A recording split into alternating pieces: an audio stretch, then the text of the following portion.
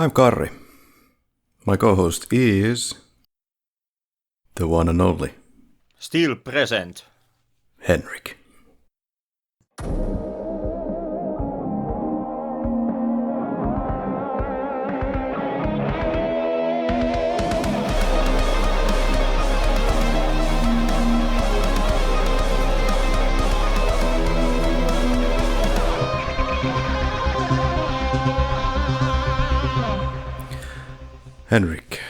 Henrik, why do we even watch movies?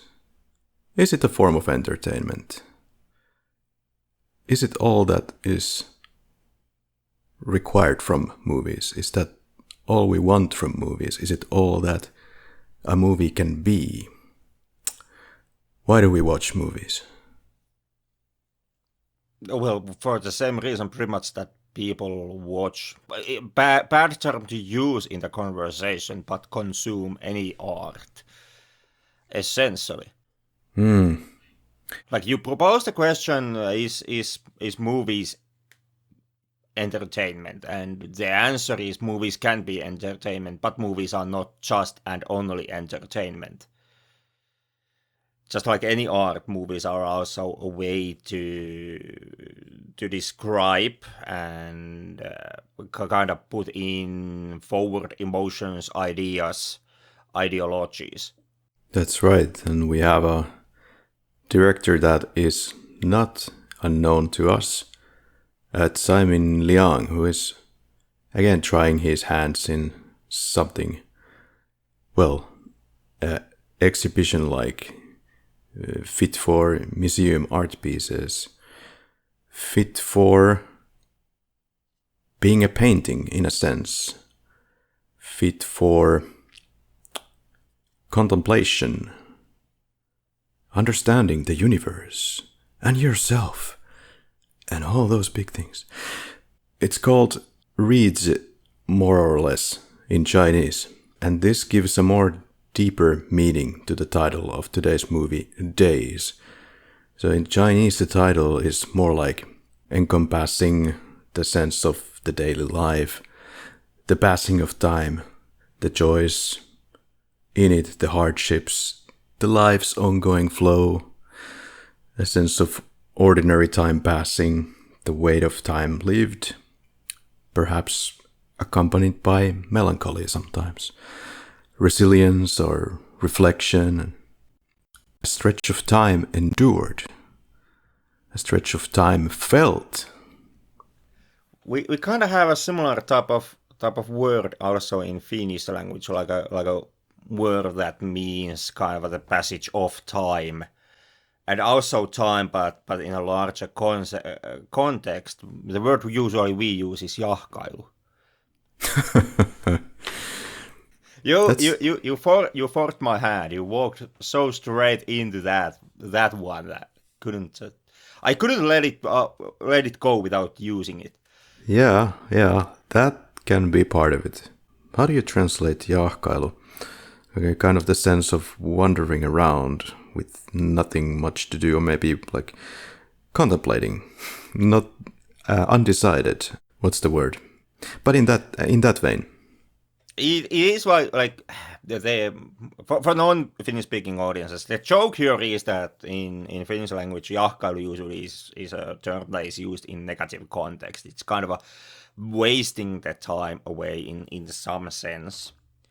But as now that everybody has been listening, Karri trying to describe the word jahkailu, I guess we can both argue that your description of jahkailu actually sounds eerily close to, well, what the Chinese word reis means. It's not in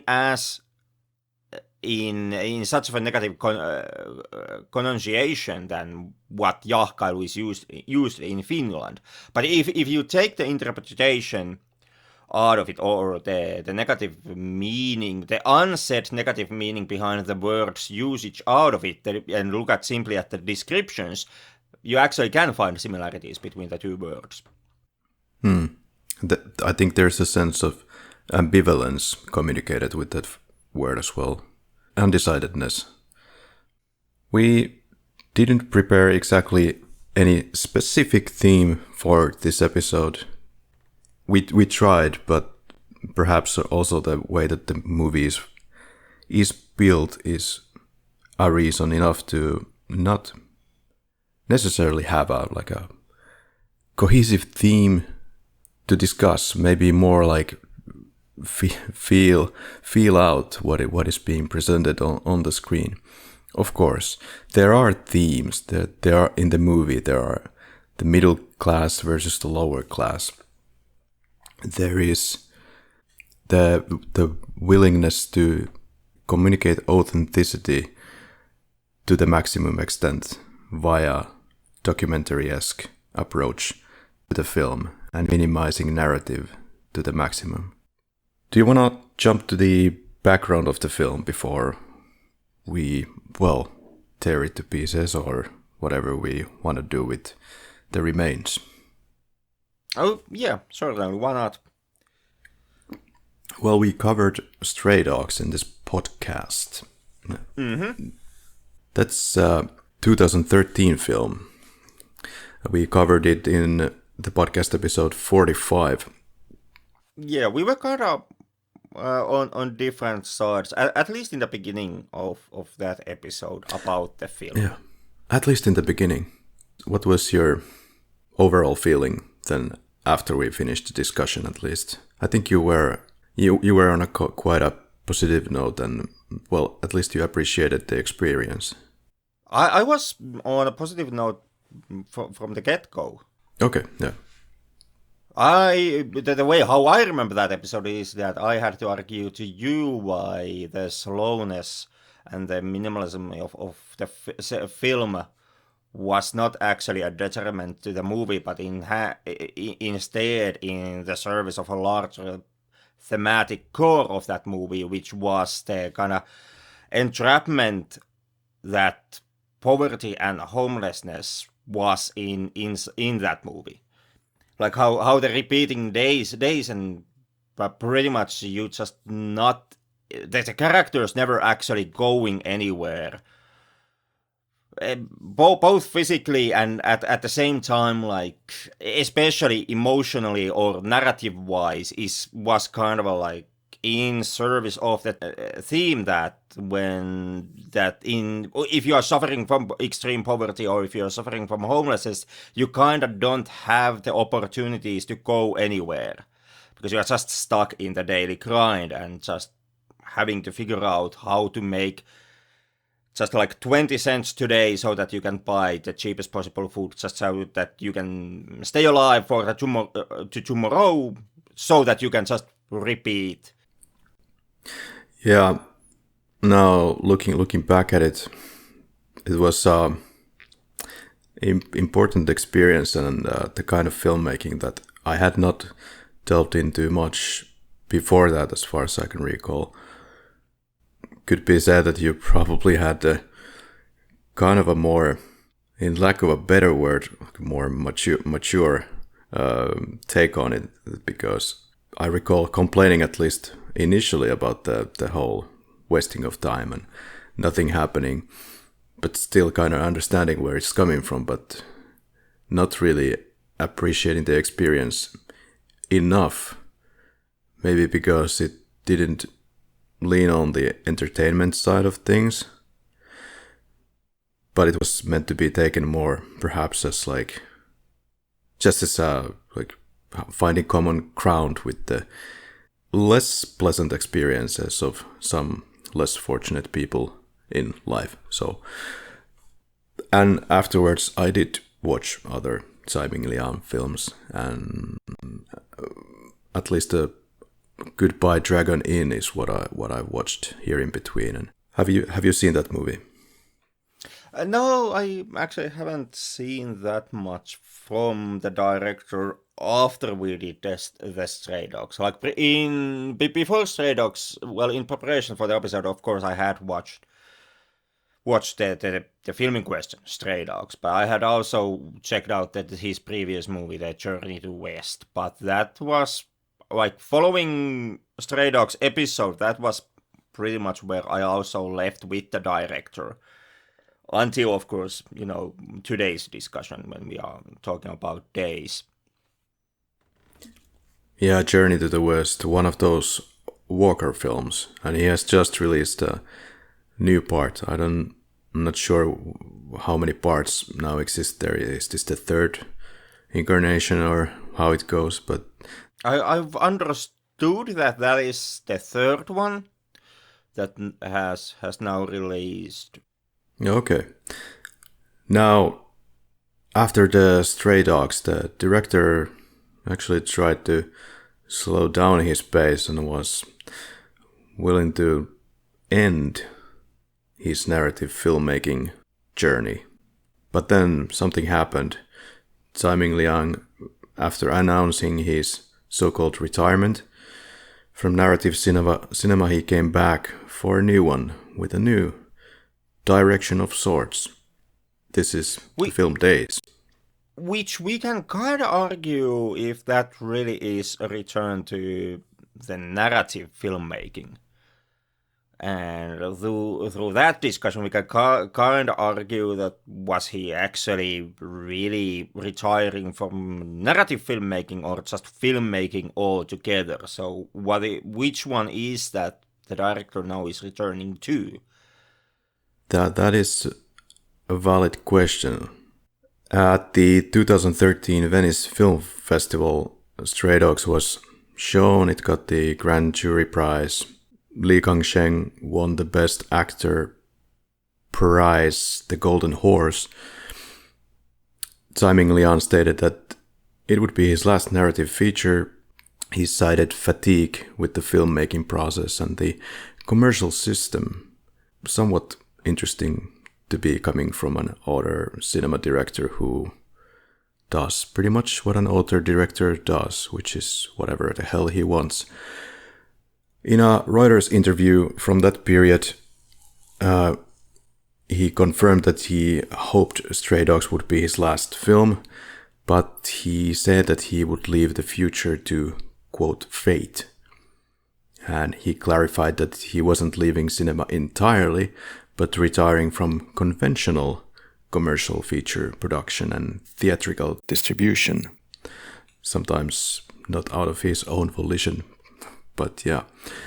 Instead, Tsai concentrated on gallery-based works, some VR pieces, documentaries, or at least something resembling something like that, such as the experimental art installations. Some critics have called this his late digital phase. But yeah, in 2020, just around the COVID epidemic, we got Days. Unfortunately, some premieres and showings were then blocked because of the pandemic. And I understood that he changed the studio after this experience.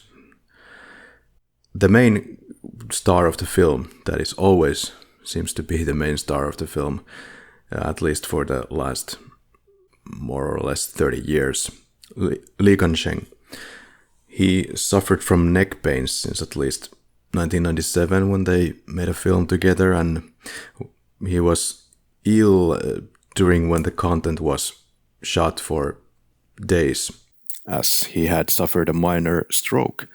And then came the relapse to chronic neck condition related to cervical dystonia, also known as neck tilt disorder, also known as torticollis, and it's difficult to treat. According to Tsai, he was 80 to 90% recovered back in 2020. But yeah, so the content in Days it's largely, in a lack of a better word, documentary footage of his recuperation period, and that lends the film this hybrid quality between the fiction and the documentary. It was Tsai and his DP, where I'm butchering the pronunciation, I'm sure, Chang Zhongyuan, who documented this trip. Cinematographer started documenting the progress of the illness, and back then they didn't envision any film. It was just supposed to be some archival footage, just some material that Tsai Ming-liang felt very deeply, wanted to document, wanted to record. And then at some point there was the idea of possibly using it in some museum venues. But later on, it became like, how can we make this into a film? How can we use this material to edit it together with some kind of a narrative to tie it together? So yeah, that's where we are. So it starts with these what cannot be described as acting per se. So it's Li Gongsheng really experiencing those pains, which then turns into something of a fictional narrative. Yeah. Which, like proposed already, and like you said, it's a big question.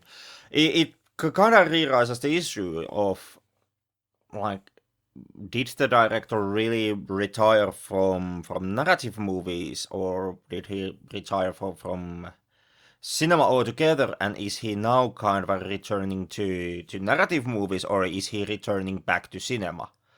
Because it's kind of like, if you approach this movie from the more documentary angle, in that case, the director either just like abandoned narrative movies, but was still on board with the idea that perhaps he can shoot documentaries or something of the sort, still stay with the cinema. Or you can actually see it in the way that director is once again, he's returning to cinema altogether after walking away from the entire art form. And at the same time, you kind of have this question in days like you said, which one is this? Is this now a fictional narrative movie, or is this some type of a pseudo documentary that we are watching?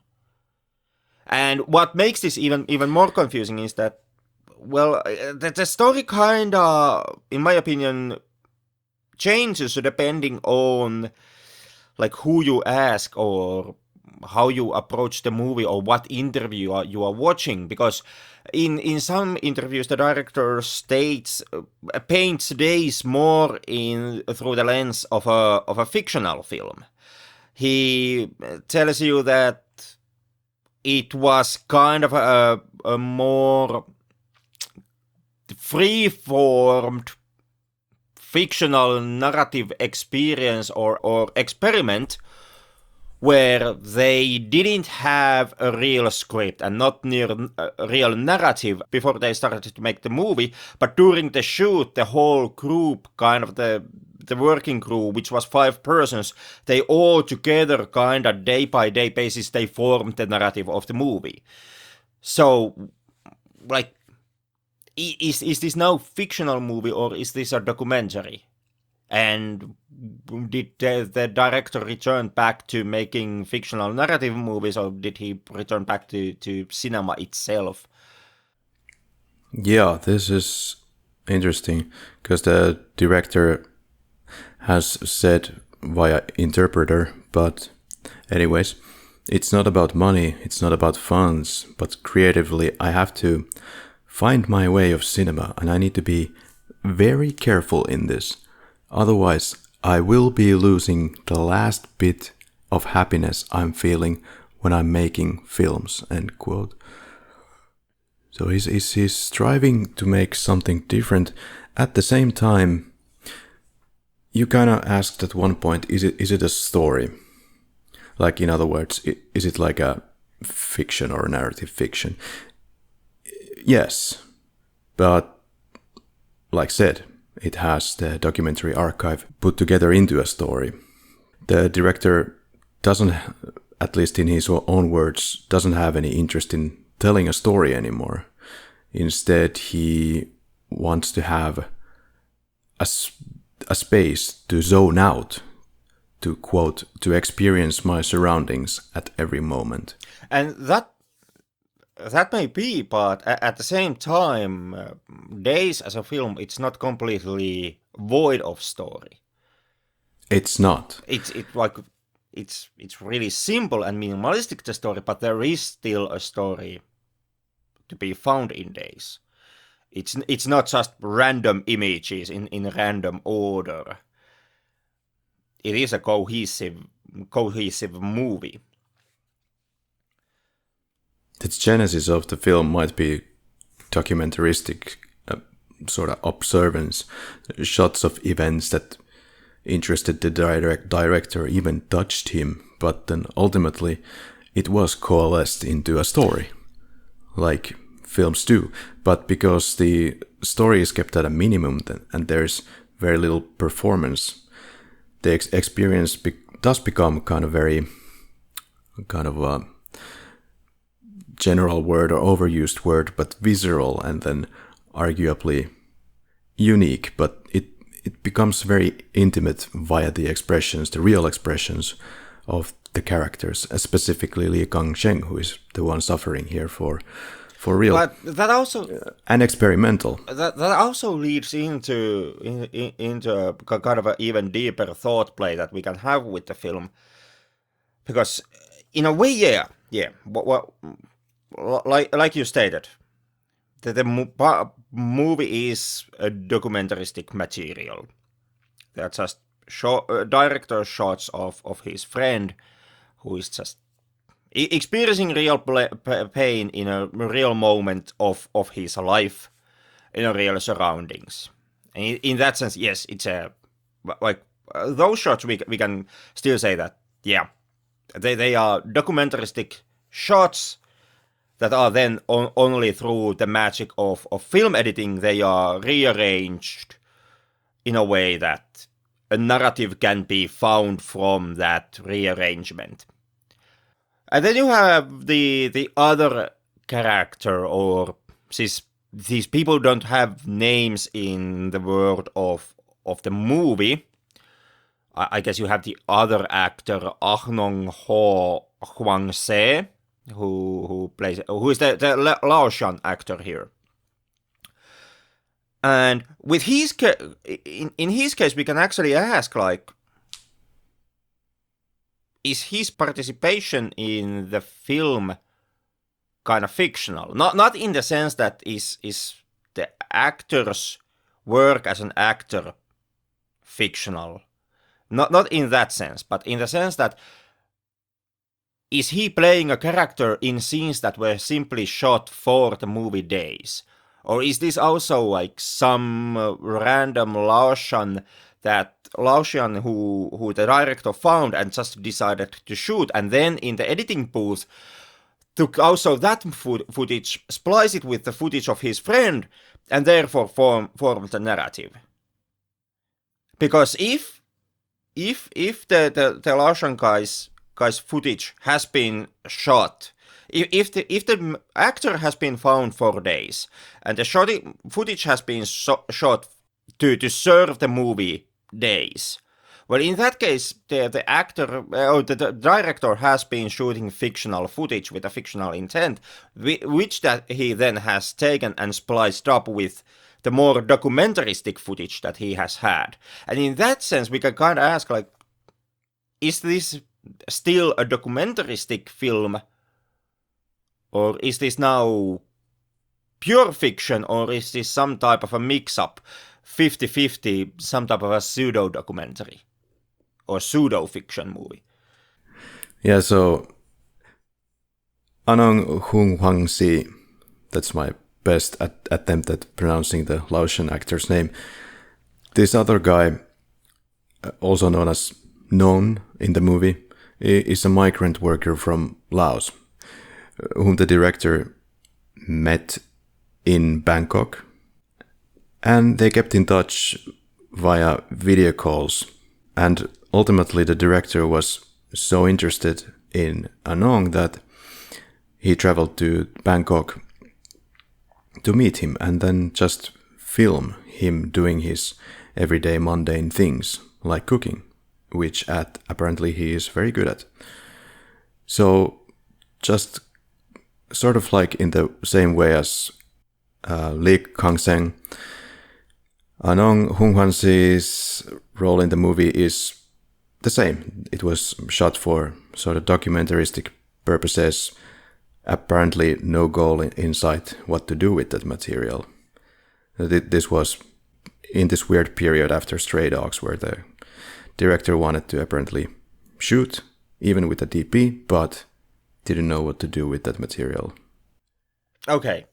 So in that sense, basically, perhaps the only real, intentionally fictional footage that this film has is the hotel scene.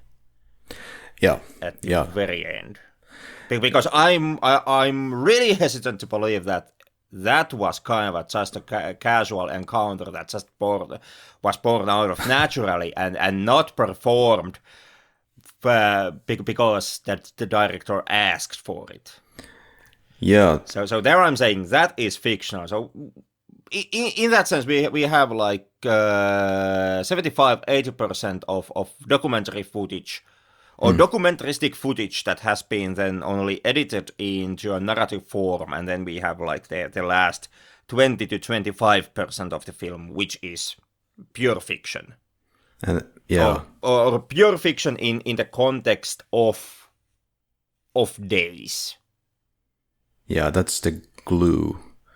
That's the glue where the director decided that these guys need to meet and they need to make a erotic massage / sex scene together. This scene, which has essentially 2 very long shots of the massage scene, and it's just happening in a hotel with these 2 guys and the DP and the director, and I don't know if any other people were present, but yeah, they just shot it in the hotel without informing the hotel about it. And yeah, so eventually the director decided that he needs something to make this into apparently a narrative experience. And that kind of leads into a follow-up question or thought experiment, perhaps more so when it comes to crafting a movie, which is a kind of a topic that we already touched upon years before when we were talking about Apocalypse Now, which is kind of the directional intent, and that the right that the director's intent gives to the director to use kind of a real-life moments of suffering or discomfort from the actor's side to kind of form his own narrative or to enhance the narrative of the film. Like as you said, Lee Kang-sheng, he apparently was suffering from real neck pains when they were shooting his side of the footage, or the footage of him alone that is being used in this film. And that kind of that reminds me of the time when Francis Ford Coppola in Apocalypse shot in real life, at the time, for real drunk Martin Sheen, who was in his drunk and stubborn, he was battling with some inner demons, and also ended up in injuring himself when he smashes that mirror, and Coppola took that footage and then used that footage of real emotional pain and physical suffering to enhance the narrative of Apocalypse. So we are kind of once again we are the question kind of is the same. Does the director have the moral right to actually take this type of footage and use it then in service of the film he's making and the narrative that he's telling, or should this somehow be seen, I don't know, somehow morally apprehensible or something of the sort? I have no idea, like, where we landed on that discussion point. That was many, many years ago. I don't remember it well. Yeah, I also haven't like re-listened to that episode for quite some time. But if I remember correctly, we kind of left that question undecided. Okay. We did find it that it was, and once again, the situations ain't the same. Because in the case of Apocalypse, Martin Sheen was somewhat of a danger in the set during his drunkenness, and also, he also physically injured himself when he punched the mirror. So the blood you see on that moment is real blood coming from Martin Sheen. So, and nothing of this sort happens in days. So we don't have the director kind of just filming the actor injuring himself. And therefore, they are not completely comparable, these two movies. But in Apocalypse's case, we kind of found that the stunt that Coppola pulled was extremely dangerous, as it was. But when it came to the question of the morality of filming and using that footage, I don't know if we actually ever reach a real conclusion. Here it's again an interesting situation because the director and the main star have known each other for 30 years and are dear friends. And I kept thinking about like how would Lee Kang-sheng feel about using the material, but clearly his approval has been given. But how that would be for yourself as an experience to put that for everyone to see, your pain and your apparent cancer also at the same time that triggered these old neck pains. But I don't know if there's anything to reach in your question. I guess it depends on the circumstances. I guess it can be an extremely useful tool to make your narrative all the more stronger. So if it's within the limits of what keeps you safe, then I guess that is morally acceptable. Yeah, I still can't actually completely answer that question myself. And I'm not saying that in the sense that I'm trying to attack the director here in the case of the days, but simply in the sense that when it comes to the morality of filmmaking, it's kind of one of those questions like, what can be a morally something that the audiences can accept, and what then is unacceptable? And this is kind of a question that we run all the time in filmmaking when we are talking about extremely harsh shoots, is basically asking the actor to go through a harsh treatment or a harsh environment in service of your film. Is that morally okay? Even if the actor gives you yes and agrees to do it, is that still okay morally wise? And it's kind of like kind of an ongoing question in cinema. It's something that we have been asking. Well, I don't know, ever since those monkeys got killed in Cannibal Apocalypse. So it's kind of a resurfacing question in the field of cinema. How great is the director's right to do something or demand something? Cannibal Holocaust. Yeah, well, it's a good question to ask. Of course, the film is in its nature experimental, something where the fiction meets reality.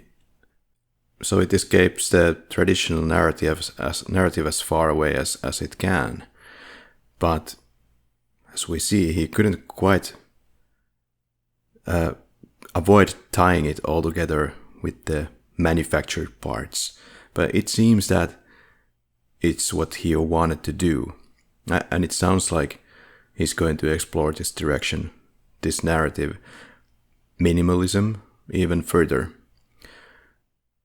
as he seems to be rather bored of the narrative cinema, or at least the cinema of today. He has said he finds more inspiration from the older films. I guess that means something pre-60s and 60s. But, well, to your point, I still am of the mind, if it's not hurting anyone, then I guess you just get better results. But I would also challenge there are often claims during film productions that somebody did something very authentic, that he went into great lengths to suffer on his own volition, or the director's choice, that was the only way to make the movie, to suffer. Sometimes I just shrug these off as marketing ploys. That might be kind of cynical of me.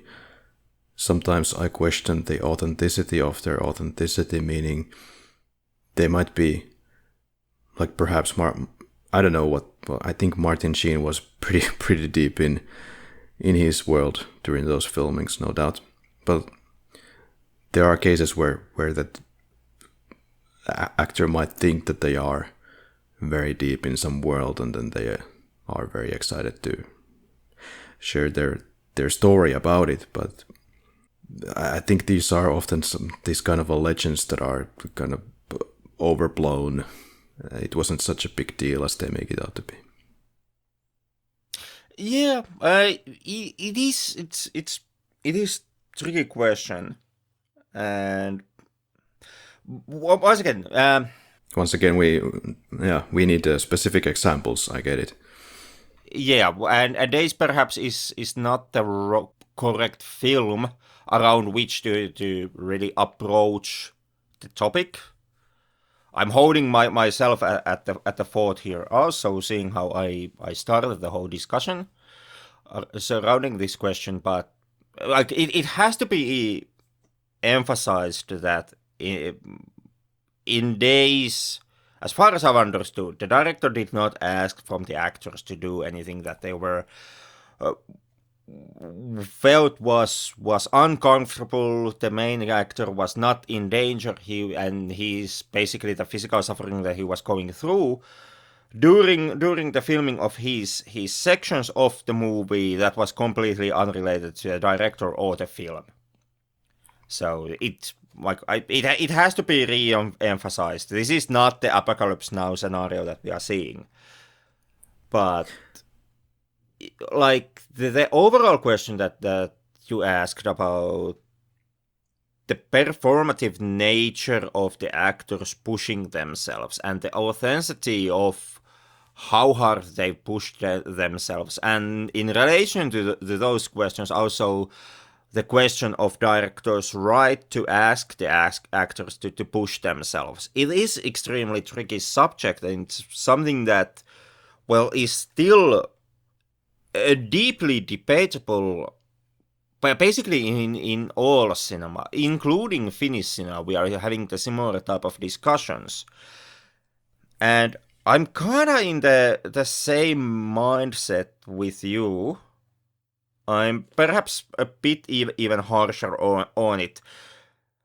In some ways, yeah, the actors bring out the sacrifices that they have made in course of making the film and the hardships that they have suffered while making the film. It is also some type of, for the actors, it is also a way to get clout. It is also a way to kind of build your own narrative as an actor, like pushing yourself out there for other directors and filmgoers in general, as an actor who goes into these great lengths and gets so deep in their characters.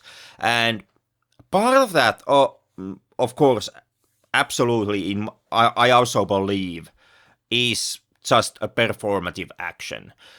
the sets are not as inhospitable or hostile as the actors make it out, but they just kind of glorify their experience on the shoot to make themselves out to be tougher than they are.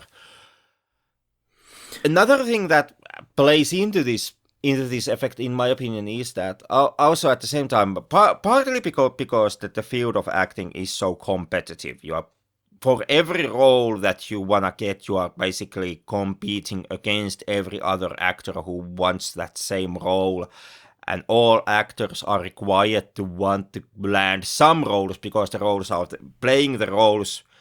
Roles is the only way how they can still get money, since that is their profession as actors. They are people who play all these roles. If you don't land any roles, that means you don't get any paychecks, means no income for you. And because of that, there is like a career-wise incentive for you as an actor to suffer kind of as much as possible, because if you put yourself out there and if you show this director here that you are really willing to go all these lengths, you are willing to have yourself set on fire and then jump from the third story floor to a solid ground in service of the film he is making, that might put you in a positive light with that director, and perhaps will also help you craft your own professional narrative to put out for the other directors, and therefore it might give you more career opportunities in the future. But at the same time, there is also like the deep theme amongst the actors of pushing yourself to the zones where you are uncomfortable. And this also kind of feeds into it. You, as an actor, you easily want to be challenged. And one of the most direct forms of being challenged is doing something that is A, dangerous, or B, you yourself find it uncomfortable. So there is kind of also this, I wouldn't say a self-destructive drive in actors, but something that kind of drives the actors to push themselves more and more into the field of uncomfortability and taking risks and taking these suffering acts on sets. Conversely, what might be so different and sort of fresh and beautiful in Days is the lack of what you coined pushing. Even the parts that are fictional, they've constructed the scenes in a way that seems that they've been given minimal amount of instructions, and they are, I think, even those scenes have a certain documentaristic element to them, if that is a word, where they are just let be with the music box, or to have the erotic massage. Even the massage and the masseuse, he was and is a masseuse, has been in that kind of line of work as part of his experiences as a Laotian actor / migrant worker in Bangkok, Thailand, where he has had to do a selection of different kinds of works.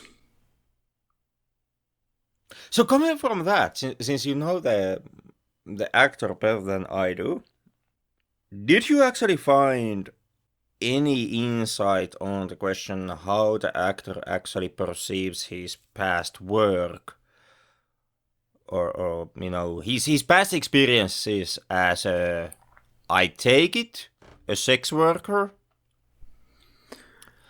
So about that part, the sex worker part, I'm not aware that he would have been a sex worker, but... Okay, so he was just a masseuse?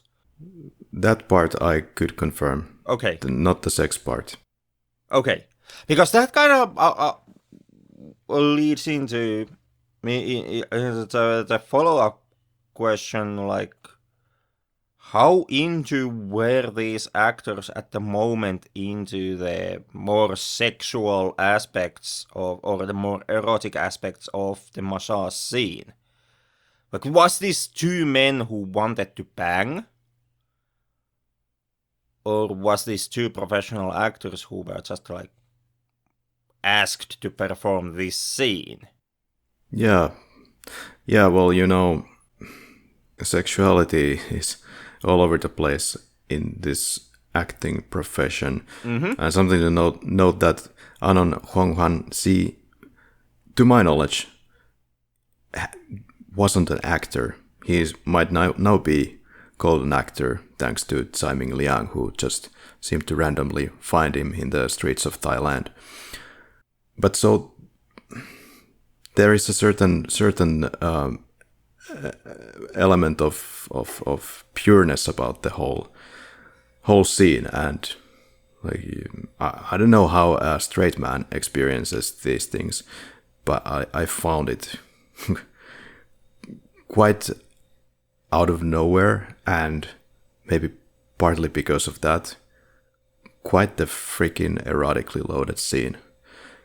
For the longest time, nothing happens in the movie, in a sense, but then this is literally, not even figuratively, only the climax. Yeah, like the scene itself, it works as a kind of a plot twist at the end of a movie. It starts leading you in one way. You first, it's kind of like at the end you have like, depending on your how you approach the film, you have perhaps like three plot twists at the very end. The first one is when the massage scene starts. When the massage and when Ahnong first comes to the hotel room, and you suspect that this is a sexual relation that they are going to have, Yeah, or sexual engagement, but then it starts as a completely normal massage. So that would be kind of be the first plot twist that you are having. I thought that this was a sexual encounter, but oh no, it's not. It's just a neck massage. And then it turns into a sexual rendezvous, and then you are like, oh, it was a sexual encounter. That would be kind of your second plot twist. And your third plot twist would be kind of basically the thematic core, or the thematic heart of the film, which in the very final moments reveals itself to be the topic of loneliness. yeah. So Days, in the end, at least in my opinion, is a movie about the experience of loneliness. There you go. Yeah, that is kind of the narrative that the director crafts from his documentaristic material. Yeah. And in that sense, yeah, the massage scene, or the erotic nature of the massage scene, since you asked, to a straight viewer, it is both, like, obviously it is erotic. Like, even though I myself, I am not gay, and therefore I don't like get the erotic titillation from that scene, but I obviously understand, and I also kind of feel the erotic nature of that scene, or the sensual nature of that scene. Yeah. Yeah. And at the same time, it also, I would say to any straight viewer of Days, I would say that it also works or has a possibility to work as a plot twist.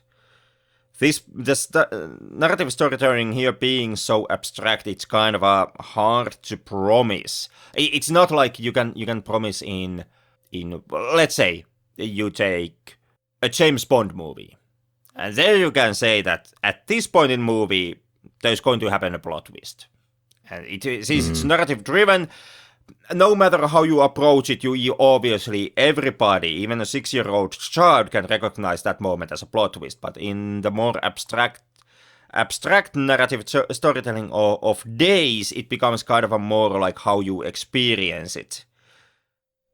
It's not a plot twist if you don't experience it as a plot twist, so to say. And because of that, it's hard to say that absolutely everyone will feel it as a plot twist. But I personally found the erotic aspects of the massage scene also as a plot twist. One of my main concerns coming into this episode was that your experience of the film might be completely opposite to mine because of the whole sexuality factor, frankly. So maybe you would be bored out of your mind, or you wouldn't quite maybe see it in that way, that there's like these certain feelings going on there that I might see being there, yada yada yada, but perhaps not so drastically boring experience. No, I wouldn't say. We can talk about Days in a lot of different ways, but I wouldn't say that calling the film boring is one of them. Yep, agreed. We can come back to that, but like you alluded to, what I see is there's two people that are shackled in different ways. There's Lee Kang-sheng. He's shackled by... He's entrapped by his mind because of his sickness, and you can tell from his expressions and from his pose. We learn, or rather I guess I learn, or rather I guess I experience that he is like a lonely person and he is longing for something more. And in real life, he has been in a 12-year relationship with a woman known as Kuku. That's all I could find about her. But he didn't commit to formalizing it by means of wedlock or anything else. So from what I could find, he has been even against marriage, but has had some reconsideration about that around the age of reaching 50. But as of now hasn't committed to any formalized relationship. And we could read that into part of the whole loneliness theme, if you will. But regardless, it's about the illness at least. And he has shared a residence, by the way, with Tsai Ming-liang since 2021 in a platonic or artistic relationship in the mountains near Taipei, which is where the beginning film shots are shot and some of the ending, I believe. So they treat each other like family, like that. But so, the characters, well, especially the more experienced and older Lee Kang-sheng, he's looking for a massage and someone's touch, which could be seen as part of his recuperation. But it evolves into something different. Apart from the massage, we see these people in a big bustling city. That there's a shared moment of intimacy, which kind of breaks everything that was seen previously, which is these characters are always shown as kind of not connected to their surroundings, and there's a lot of long shots of them just walking somewhere in the distance, and everybody's doing their own things, and Lee Kang-sheng is looking into the void.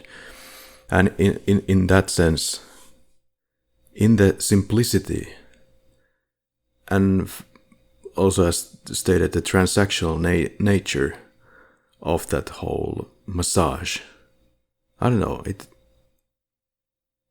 it feels erotic, but also kind of free of any stress factors. Like, it's just two guys wanting to have a pure experience and nothing beyond that. Of course, afterwards, you could tell that there is some spark in there, or at least the sadness that there is no longer the physical element, and they will go back to delve in their caves as it was.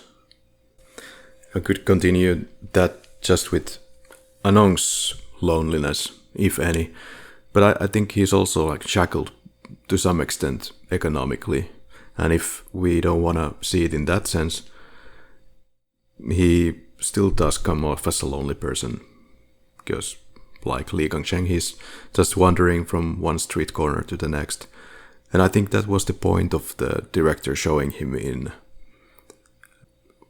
this outdoors marketplace, just standing around, going to the bathroom, going out of the bathroom, around the busy streets.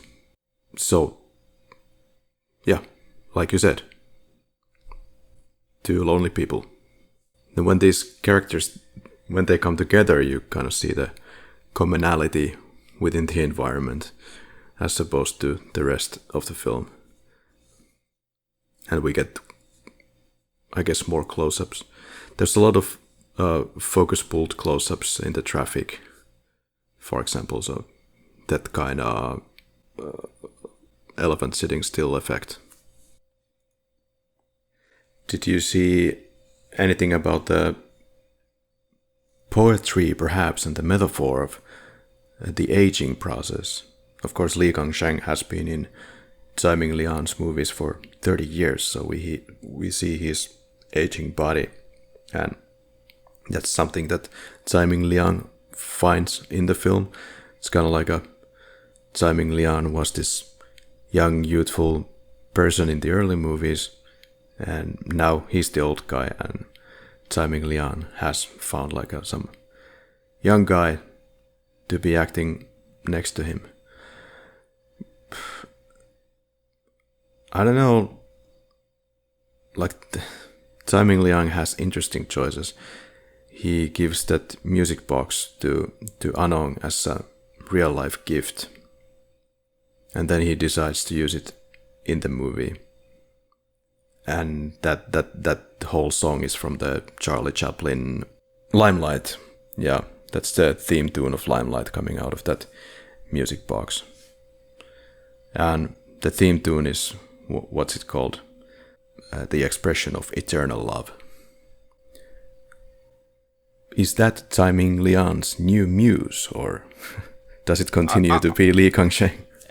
I was actually, since you mentioned the theme of that tune, I was actually wondering the same thing. Like, exactly, was there another motif from Tsai Ming-liang to give Anong that the music box that plays that particular tune, or is it just something that the tune that Tsai Ming-liang really likes, and that is why he gave the music box? Is this director trying to hit his own actors? Right, like, yeah. It is sometimes interesting with these gay people, like suddenly living in a platonic relationship with one of your actor friend of 30 years, and then finding a random guy who is attractive from the streets of Bangkok. Like in other contexts, that would be kind of a like almost like, you know, ditching your old lover for this new boy that you just found. I can't see how Lee Kang-sheng would not have thought about that during filming. So it would be, and therefore it would be really interesting to actually hear the actors' thoughts, like how they felt about it. And I also like hear what was is there like this beneath the surface meaning behind Tsai Ming-liang giving the music box to Anong in real life? Or is it just like hey, here's a music box and nothing else attached to it? Yeah, it was a gift given after as I understand, after shooting the documentary-esque pieces at Anong's home, the cooking scene, etc. According to Tsai, it's a song that he really likes a lot, and it has and holds a lot of meaning. So yeah. Okay, I guess we are still managing to avoid the whole Me Too smell in the room. And that the music box makes everything come full circle for Tsai.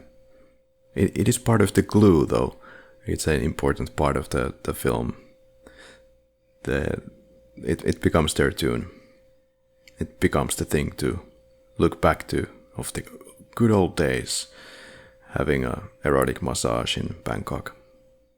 Are you not talking about the film's narrative, or Film. the people are surrounding and outside of the film? Because when it comes to the film's narrative, I'm not exactly really certain if the music box has this meaning inside of the movie.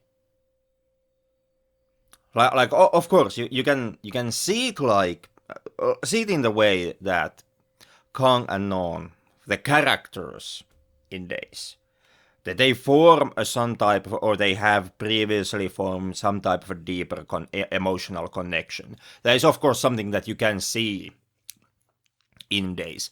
But at the same time, you can also see the situation as it's just a sex worker and his client.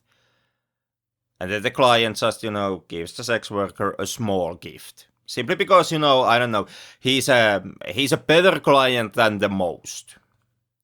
He wants to not just to pay, but also give a small token of something. And the music box can be just a really cheap music box that he gives. Something like $5 to $10 worth of music box, in which case it wouldn't necessarily have to be like this strong emotional gift that then now means that these two characters have formed some type of a bond and they will be missing each other. Yeah, there's ways to look at this. The fact that Anong's character looks at the box at the bus stop, takes it out, starts playing it again. Okay, could be that he's reminiscing of the moments. Mm-hmm. Could be it's just a nice tune that he likes to play at the moment of boredom. But whatever the case, like it gives you an ending. Yeah, it does. Yeah, gives you a vehicle to connect the two people via this music. Which is kind of interesting in the sense of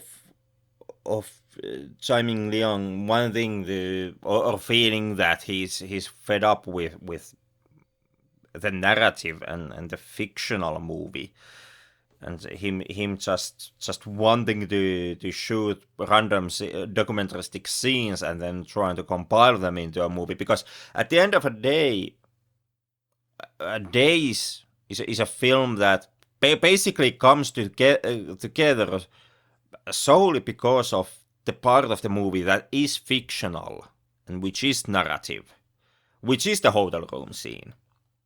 I guess Tsai Ming-liang just has to try a little harder next time. I guess so, yeah, too, yeah. Seems that like the man couldn't exactly yet completely escape the clutches of fictional narrative-driven filmmaking. Yeah. Perhaps he would have to shoot like just a plain documentary next. Well, I don't think it's even that. What it looks like he wants to do is to make these expose types of these painting pieces, just making a well constructed, mise-en-scène and keeping the camera there still for as long as it takes to take in the environment. That's what he's talking about in interviews. Perhaps he doesn't want to make narrative films anymore, though he did make the new part to the Walker series, insofar as there is much narrative to be found. but a person walks. That there is. But it is more of a performative museum exhibition scene than a narrative movie. So, if that's what he wants to do, yeah, follow your passion. Yeah. Of course, follow your passion. My question is more about like, can he actually escape the narrative constraints, or is he really as tired of narratives in movies as he claims to be? Like, does he look back? And I couldn't find answer to this in any interviews from Tsai, but does he look at the narrative part of Days and thinking about this movie would have been best, completely like would have been way better. It would have been masterpiece, but gosh darn, I had to give in and shoot that narrative crap at the very end of my movie. Is that the way how he looks at it, or is he like, or is he happy about also about the narrative part of Days, the narrative or the fictional footage that is in Days, how he feels about it? Because the way how usually the interviews are framed when they are being talked about, Tsai is being framed as a director who is like, oh, I don't want to do anything with the narrative. I'm so goddamn tired of the fictional side of cinema. Just a ceiling that I just limits me. And then you watch something like Days, and you're wondering like if the image that basically is being painted of Tsai as a director who is just fed up with fictional and narrative aspects of cinema, and then Days basically comes together because of that fictional and narrative part. So it kind of lands in the question: if he's so tired, then is he himself unhappy with Days? From what I gathered, I'm interpreting that it's more of an exhaustion towards the quote-unquote traditional way of making movies, whatever that might mean in Tsai Ming-liang's world, but towards the script writing and towards the way that films are supposed to be done. So maybe not completely out of the narrative field yet, but there's a quote if you wanna bear that one. Going through an interpreter, I'm thinking, should filmmaking be manufacturing or should it be industrial? Where should the films come from? Where are they from in general?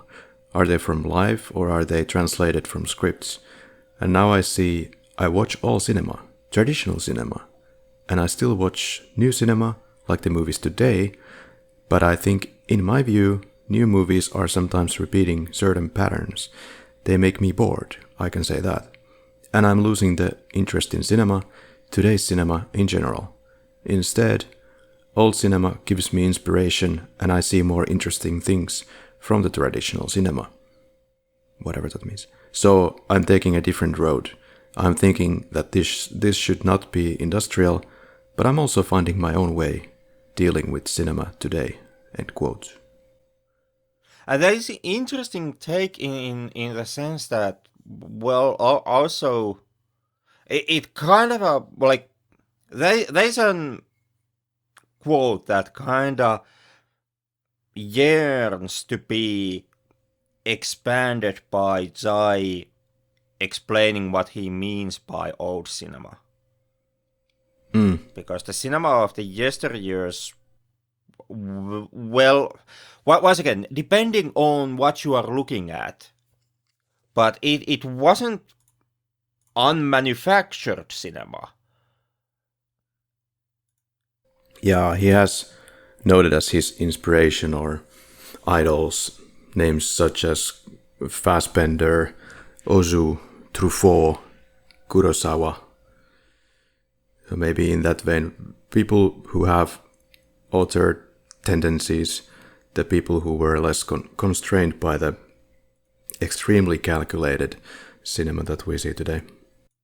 And in that sense, like also those sources of inspiration that he cites, they also were not directors who were completely making non-manufactured or non-narrative, non-fictional cinema.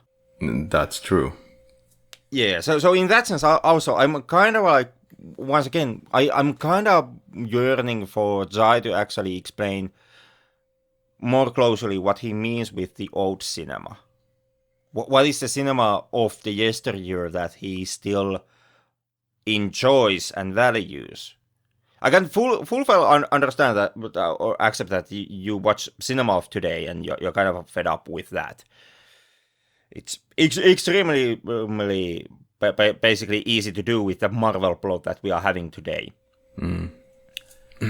But then comes the question of like, what do you mean by this old cinema? Yeah. I think the main factors, he is tired of making traditional cinema because it is very taxing, it's very complex. He wants to get rid of the conventional ways, not worry about every single detail of production, and have very structured scripts, and he wants to navigate away from whatever is done today, at least. Which is completely understandable, and that is like a sentiment that I can easily grasp. Because writing a script, like an actual film script, is a huge amount of work and it's an incredible pain in the ass. And pre-production of basically any movie is an incredible amount of work and a huge pain in the ass. And the post-production of any given movie is an incredible amount of work and a huge pain in the ass. So if you simply say that I don't want to deal with any of that stuff, I don't want to write scripts and I don't want to, go through pre-production and oh my god, I don't want to do any edit. Like all of those are easy to understand and easy to side with. They are all a huge deal of work and incredible pain in the ass. But basically the thing that I'm wondering with Tsai is like if he talks about enjoying the old cinema, the cinema of the yesteryear, what film basically is that? Is he talking about simply some obscure French avant-garde? Or he's talking about Humphrey Bogart Hollywood movies? Is he talking about Kurosawa? Or what exactly? Like, what is the movies that he enjoy? Is he a huge Gus Van Sant fan? I get the picture that he has like a very emotional, sentimental connection to the yesteryear's movies, like whether it be classic Hollywood pictures, so something that has less of the whole machinery, I guess, behind it. It's a simpler sum of parts. And that could be, of course could be. And this is completely like, I'm just making it up. I don't know what he really thinks. We both kind of have to make that up because I also never actually found an explanation like what is the cinema. I also found the directors that he enjoyed, but yeah, like already mentioned, also those directors, they were dealing with fictional cinema, and also their movies were productions. So it's kind of like I just wish to hear like what movies Tsai really loves to see. Is he one of those people who watch something like Satan Tango and he's like, there's too much dialogue and too much narrative. This would be a 7-hour masterpiece, but somebody cut this plot out of this movie. Or is he just bored out of his goddamn mind watching the film like any logical person? He has said about how he had a lot of energy when he was young, and the older he gets, the more he slows down and starts to enjoy these long framings. So I'm thinking it is that kind of a direction that he wants to stick with, because he has said it's not about the money, it's not about the funds, but he wants to find his own way. So probably bored out of his mind, and therefore looking for other ways of approaching the whole industry. I'm gonna be very sly here and try to get you near to the finishing line, and then just trying to coax in this question in some veiled way. What might have been working for you in Days? What really was great about it? I would say the dialogue. Those few pieces of dialogue that is being received during the cyborg acupuncture. I think that's a good way of describing it when you're connecting those electrodes around the back and whatnot. Yeah, that's where probably the only parts of dialogue is happening. Yeah, there is also a couple of lines in the hotel room. Yeah. Yeah, he says like Li Kangsheng says to Non that this is for you, and the other guy says thanks. Oh yeah. Thank you in different languages. Yeah. There I wasn't completely sure. That may have been like over explaining to the audience and too much of dialogue for this movie. Those ones I perhaps would have cut out of the film. Like who does this guy think he is? Aaron Sorkin? For me, of course, the erotic part worked. What also worked was once again the mood and the atmosphere that he's able to create. The fact that he kind of has nothing, but then turns it into something. And because there is close to nothing, then when something happens, it has even a bigger effect than you would expect. You are surrounded by pure emotions, very, very, very, very simple scenes that just communicate pain or pleasure. What the director also intended, getting closer to the skin, just seeing people in their skin, perhaps seeing the aging, perhaps seeing the sweat, perhaps just taking every little tiny bit that you can take out of the picture. It's not for everybody. I think you need to have still, I guess, a lot of patience to go through this kind of film. Definitely my companion when watching this film was bored. He fell asleep very close to the ending, but he soldiered on pretty well. For me, I didn't find this even long. I didn't. Perhaps I'm also watching this in a different way, and I know what to expect when coming into Tsai Ming-liang or slow cinema film now. So I just take my time. There's no rushing to any place at all. And you might be surprised, there might be a payoff at the end. It's kind of the same effect when you're meditating. Essentially concentrating on nothing or what already is. Then when you get out of that, everything feels a little bit more pleasant. And you're more there. And you're more there with Tsai Ming-liang. Was there something that kind of irked you and felt like it didn't work? I guess the excessive amounts of dialogue. Yeah, and the lack of subtitles, that was a bummer. Yeah, that was a huge bummer. Did you find any word that would be describing the film in an essence? I would say that my for my end the one word would be contemplating. It is that.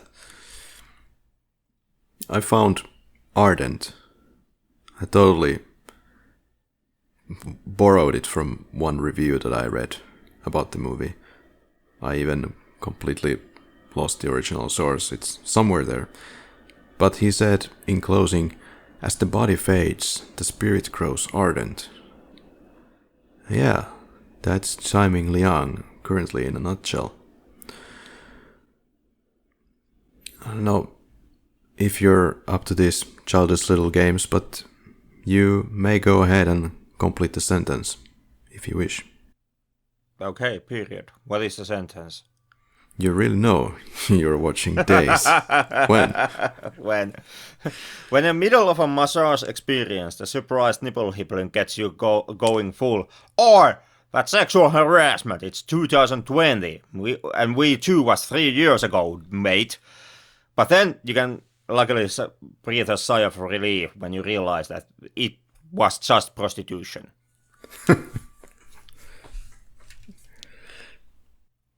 You really know you're watching Days when the director who finds beauty filming in ruins is also the one who films people in ruins, in said ruins, and seems to enjoy that, or find it valuable. Did you enjoy Days? I did. As perhaps today's episode stand as a testament, it is a film that is hard to talk about. It's a film that is kind of hard to put into words, and in the same way, it's hard to actually say what you really like about Days, or why did you like the movie. In a way, the slowness of the film is enjoyable, but also I do think that it hugely benefits from the fictional aspect of it, because the whole, this is a contemplation on loneliness aspect comes primarily thanks to the fictional part of the movie. It's a realization that you make after the hotel room scene, and without that scene, this would be basically two people in separate locations just basically existing, and that existence alone is not necessarily lonely. So therefore, the loneliness in Days needs that fictional scene, and basically through that you can land into, as well we kind of have in today, into a whole bunch of questions like, is the fictional aspect of the movie now something that the director would enjoy, or is it a hindrance that he had to do, kind of like in amount of not being able to find an ending to his movie, and the clue to his movie in any other way, and would he now look at the fictional part in Days with some type of contempt? But yeah, I would actually, I would say that I did hugely enjoy Days. Okay. I still have a whole lot of say about the movie, but I would save that to the following questions. Yeah, like you, I did enjoy Days quite a bit. The first time I saw it was in a theater in Helsinki. It was some film festival in that dark ages year of 2020. I went into it completely blind, except I knew, of course, that it's directed by Tsai Ming-liang. So I knew what to expect. I knew I could see that there were some people who left the theater quite early. They couldn't quite handle the material. And that's completely okay. It's like the director has said that you are in control of the situation. You may leave if you do not want to spend that much time within that world with those characters. The choice is yours. There are different things that speak to audiences in different Tsai Ming-liang films. It may not be his best film, or whatever that means. It's perhaps the simplest film that I've seen. Definitely the simplest film that I've seen from him so far, and I hugely enjoyed that part. There is all kinds of symbolism that you could draw out of it, or then just don't and enjoy as is. Visceral experience. It would be most prudent to ask then, in this film's case, is this a film that you would pop on anytime after finishing this podcast? Most likely at some point, yeah. Can't say when, because it most definitely is not a weekly Sunday watch. It's not something to watch with your family, maybe? No. Most definitely not. I'm fairly certain that they also would kind of just walk out of the room. So it might be a good way to actually hog the television and just like put this one playing for the 15 minutes until everybody else gives up, and then just stop the film and switch on to video games when you have the whole TV to yourself. Now you can tell them, or maybe don't, but you can think inside your mind that the circle closes. It's your mom and dad who have given you the first experiences with some of the greatest films, and now you are the superior connoisseur of cinema.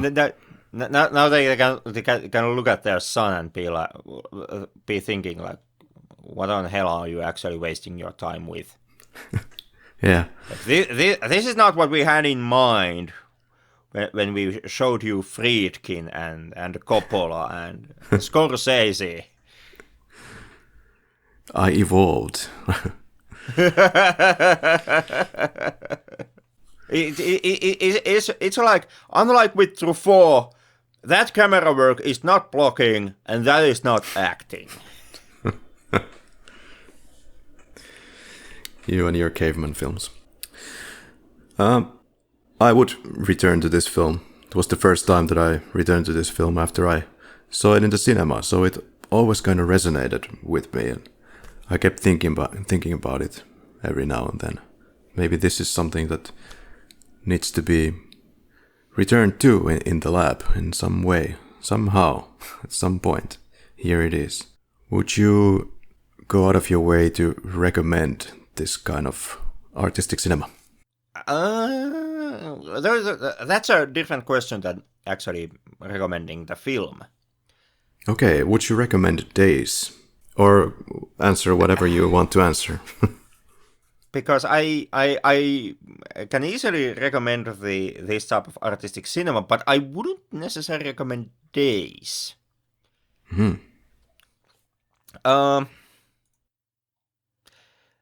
The thing with Days, the thing with slow cinema, the thing with minimalistic cinema is that it is taxing to the audience in a way, if you don't get into it. And basically, there is no guarantee that you actually get into any of the slow cinema works. Like, this podcast is an example of that. Like, we enjoyed Stray Dogs and we enjoyed Days, but we both bounced off pretty damn heavily from Satan Tango, which both of us felt like no. So it's not quite guaranteed, simply because the director takes like let's the camera roll for 5 years in one shot and is making slow cinema. It's not guaranteed that you will actually enjoy it. Yeah. Even the enjoyers of slow cinema don't necessarily enjoy every single film in the genre of slow cinema. That goes basically every genre of cinema. Not every. We might also be huge action fans, you and me. Well, we really like our Terminator 2s and Die Hards, but we don't like every single action movie. So is it facetious from us to say that we don't want to watch a long film because it's 7 hours, or because of that, then we feel that it's not working out? Then again, we might read a novel that takes 7 or 8 hours easily to read through. So what's the problem with cinema in that format? I wonder. But are we kind of like double-minded on this? Are we being pretentious? I I would say that we are double-minded, but double-mindedness does not mean or does not equal, in my opinion, pretentiousness. So we can be double-minded, but we are not necessarily pretentious. I would almost make the claim that it would be more pretentious to not be double-minded. To simply declare your love and devotion to every slow cinema work that there is, basically simply because they are of slow cinema. Like being one of those people who force themselves to love, for example, Satan Tango, simply because it lasts for 7 hours. Yeah. And more. Was it 7.5 hours? Yeah, something like that. Yeah, something like that. And simply because, every shot takes forever to finish. So I would think that like being of that mindset would draw you closer into being the type of movie watcher who watches something like Satan Tango just to tell everybody that you have watched it, and who claims to, and who makes the proclamation that they love Satan Tango in the end just so that they can somehow score some type of a movie hipster points. And I'm not saying this in meaning that people who like Satan Tango necessarily are pretentious, or that they don't really love Satan Tango. Most definitely, even though you and me didn't really care for the film, then most definitely I'm fully convinced exist. Most likely, quite a large group of people who really honestly love Satan Tango. Yeah. But I am making the case that trying to love every film in, for example, slow cinema genre, simply because they are slow cinema, well, that would be an act of pretension. And therefore, by being double-minded and of two minds when it comes to individual works in slow cinema, we are perhaps further removed from pretentiousness. Yeah, the main problem with Satan Tango was that I couldn't justify the length, like in the content. It wasn't showing me enough to justify its 8 hours, and in a sense, I guess it's fine to let it run for 8 hours, but then give me something to show for it. And that perhaps kind of leads into my 2 points when it comes to my point why I wouldn't recommend Days, and my follow-up question, basically, that I don't really propose to anyone here when I word it out, but like so many other things in today's episode, is something that the movie got me thinking. And I do think it works as a kind of a thought experiment, as a food for thought, so to say. The reason why I wouldn't necessarily recommend Days is that if you are inexperienced with slow cinema, then just like you just said in course of Satan Tango, and altogether in case of basically every movie, slow or not, at the end of the day, the question of enjoyment kinda comes down to, do you find something from the movie that justifies the commitment that the movie asks from you? Like, we didn't find enough food on Satan Tango to really justify the runtime of 7.5 hours. So we bounced off that film. And like you said, the question is not, the problem at the heart was not really the length, nor the slow pacing, but only like what we felt was the thematic and narrative payoff of that movie. And we found that payoff was lacking. A similar way, you can have like a 90-minute or 60-minute film that has even less payoff, and even though it runs for a way shorter time, you still might feel that you are dissatisfied with that movie. Because at the end of the day, when it comes to watching any film, any cinema, it comes down to you finding something out of the movie, you finding a meaning, and you finding a point, and you finding something that you get from the experience. And from that point on, does Days have all of that? Yes, it does. It absolutely does. The final air quotations mark plot twist that Days is about loneliness is a really good one. It's a really gripping one. My only problem why I wouldn't necessarily recommend this one, especially as a your first foray into slow cinema, is that I found that the thematic heart and the thematic core of Stray Dogs was actually stronger, since that film dealt with poverty and homelessness. So even though loneliness, extremely strong topic, and Tsai uses that to make a strong movie, yes, but if you take that topic and you compare that to the topic of homelessness and poverty, I do actually think that homelessness and poverty are stronger topics. Like the thematic core that you can find from there is beats stronger. And in my opinion also, like when it comes to the film itself, I do think that Stray Dogs kind of mines more out of its themes than what Days does. And therefore, if I would have to like propose to you your first Tsai movie, I would perhaps say, I wouldn't say Days, I would say Stray Dogs. And because of that, I'm not now giving a recommendation for Days. Or I can kind of recommend it if you have watched, if you're more versed with slow cinema or more versed with Tsai as a director, but most definitely not as your first film. If you just want to experience something from Tsai, I would say watch Stray Dogs first and then perhaps come to Days if you still feel like it. And my question, actually, since I promised to have like one more discussion topic for food, for kind of this way, food for thought, Okay. is that since basically every film that a director makes, when he proposes it to you, the director indirectly kind of proposes to you also a demand of your commitment. That you stay focused to the movie and you make the attempt to see it.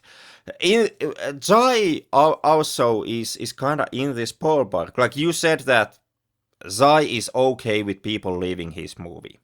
He has said that he's not really demanding you to stay with his movie. If you want to walk out, you can walk out. But at the same time, in a different interview, Tsai also stated that he is hesitant to actually put his in the past he has been hesitant to put his movies into art museums, because art museums are open spaces and the audiences can easily walk away from the film if it's in an art museum. So the closed doors and the closed nature of a space of a movie theater kind of works as an indirect way of you just, tying your ass to the seat.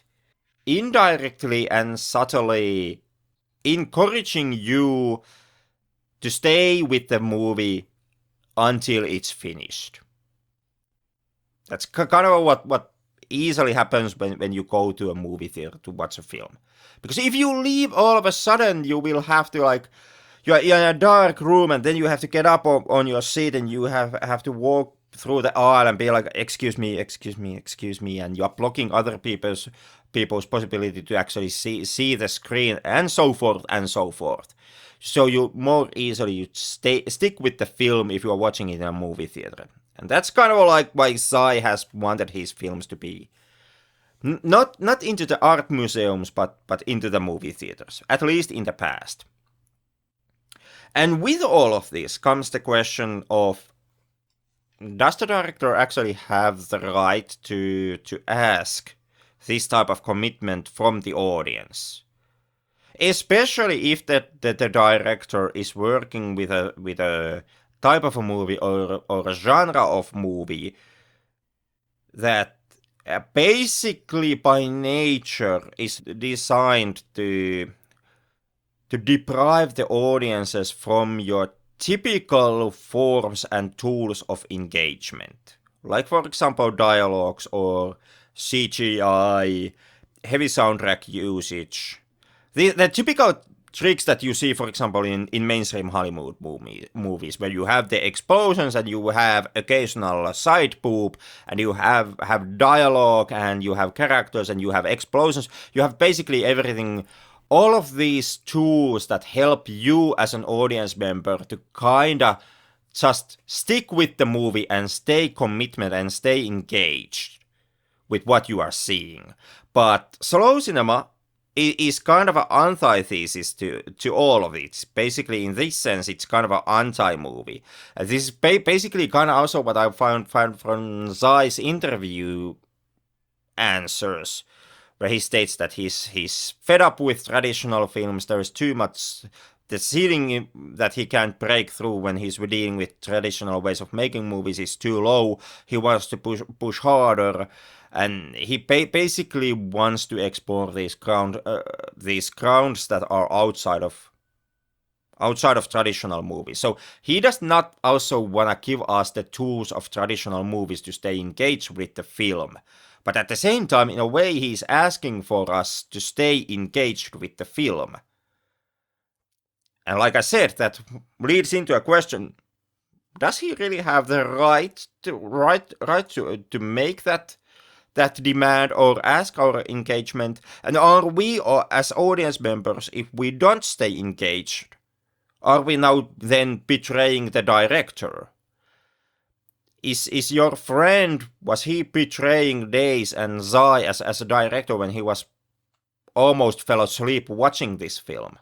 Did we betray the director of Satan Tango when we bounced off so heavily from that movie? Did the people at the cinema festival that you talked about who walked out of Days when they were seeing a screening of it, did they now betray the movie and the director? Are we all just bad movie watchers because we didn't stay commitment with the film? Well, with all due respect to all the people who work very hard every day in this very difficult workspace and are working on films like the latest Superman, we could ask also the question, like, does the director of the latest Superman have the right to keep me engaged with his very actiony and very formulaic cinema, which does have the hallmarks of the workings of a movie that we have grown accustomed to? Yes, but does he have the right to hold me captive in the movie theater as an audience member to watch again, basically, yet another film following the same structure that we've seen a million and billionth times? Of course, I guess I'm a loner in the group. Most people are just gonna eat their popcorn and enjoy the movie and throw the popcorn at me from the back seat. I'd be the only one probably complaining. I wouldn't say it out loud, but I would disagree inside my head. So there's that whole aspect.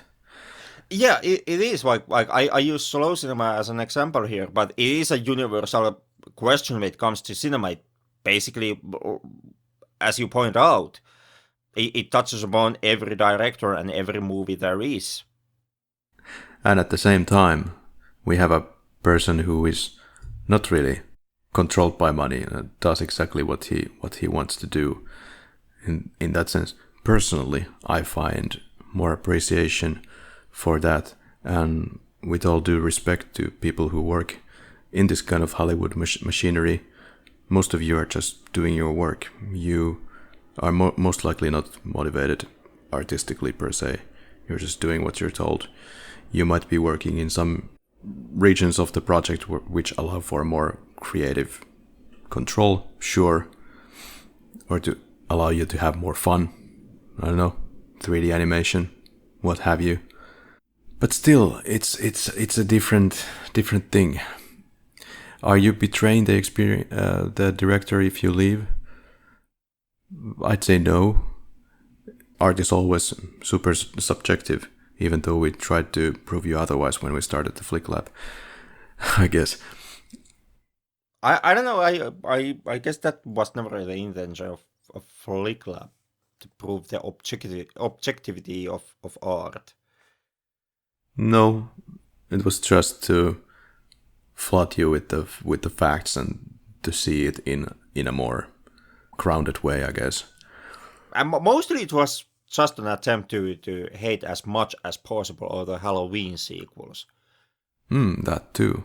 But betraying the director... No. It's a subjective experience. Even the director has said that yes, you can leave the theater, or you can close your eyes and just take it in a different way. Just listen to the film. If it's too much for you to just stare at the screen all the time, you can close your eyes, just experience the sounds, or just leave the theater. It is really up to you to decide how much you want to take it in. Some people are not up for it. It's just two people sharing their very intimate private lives, really. It might not be anything to you when you start watching the first 30 minutes of the film. That the kind of point is to endure that, and you might get a payoff, or you might not. In regards of recommending it, I go on a bit of the same railings as you. Would I recommend this as the first slow cinema film for somebody? No. Would I recommend it as a continuation of the Tsai Ming-liang experience? Sure. Would I recommend it if you have watched something like Satan Tango or some of the other slow cinema that we've been watching here from Apichatpong Virasetakul? Sure. I think it's a good idea to start somewhere else. Maybe you want to have some pieces of the regular narrative cinema in there. You will get that with Tsai Ming-liang in Goodbye Dragon Inn film. I think that's a better starting point for Tsai Ming-liang or also slow cinema. In regards to payoff with this film, there is a payoff, I think, for most audiences. But just don't start here, maybe.